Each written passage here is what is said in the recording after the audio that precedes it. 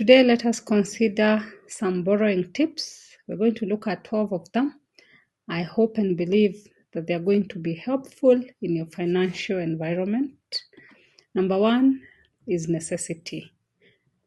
What we mean here is that you consider how necessary the borrowing is and the need to which you want to inject it, so that you only borrow when it is absolutely necessary. Number two, ask yourself what you're financing with the borrowing that you're getting.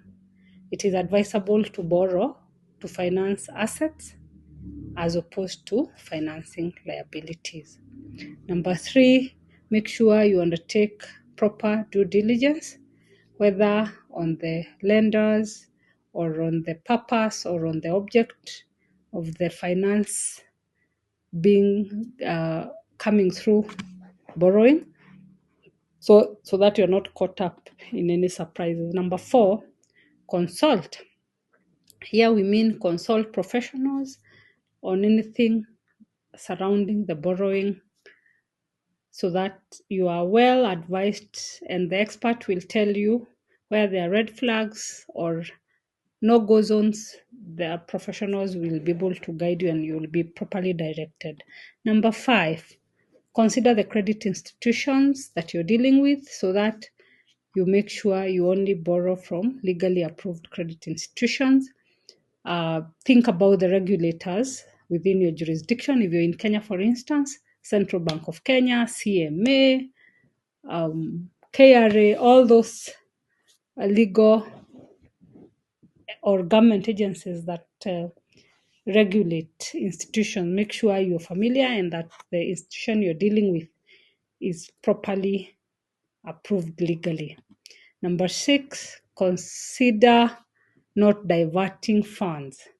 When you get financing, people have a tendency of directing funds that they had obtained to achieve purpose A, they direct it to purpose B. Make sure that you do not divert borrowed funds to undesignated use.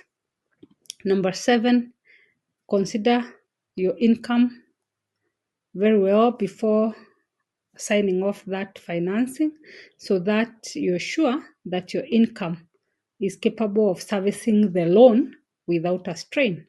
And that means that you will not be left in a situation where you're overstretched or you're straining financially. Number eight, weigh the risks against the benefits of the borrowing.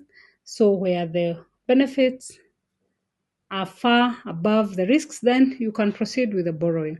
But if the risks of the borrowing are way above the benefits that you'll draw from it, then you may want to reconsider and maybe pull off or pull out of the borrowing. What about default or defrauding the lenders? There are people who borrow specifically with an intention to default in loan repayment or to defraud the lenders.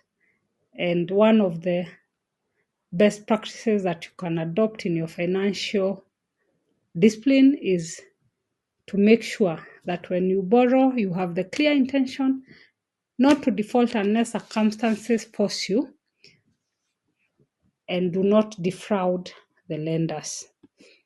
Number 10, negotiate for your borrowings. Before you draw the money or you close the deal with whichever financier you will close, make sure that you have compared the available service providers in the market, negotiate with each of them for the best terms and the best offers if that is allowable. And after that, make sure that you take the best offer in the market. Number 11, once you have gotten the borrowing or the financing, make sure you pay as planned. Because once you get into debt, people will tend to prioritize other things. But remember that once you're in debt, you should work hard, get off the debt or pay off the debt as originally planned. Or if even possible, please pay off the debt earlier than scheduled. Number 12, watch your credit behavior. This means that you're very alert and you're not careless or reckless, so that you're aware that currently we have what we call credit referencing and credit ratings. People are given credit scores, so make sure you do not ruin your credit scores, or you do not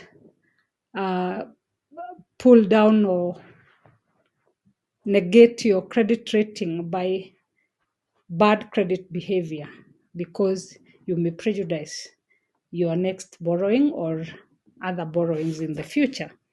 Thank you very much for watching and for listening. We hope that those tips will help you somehow in your borrowing journey.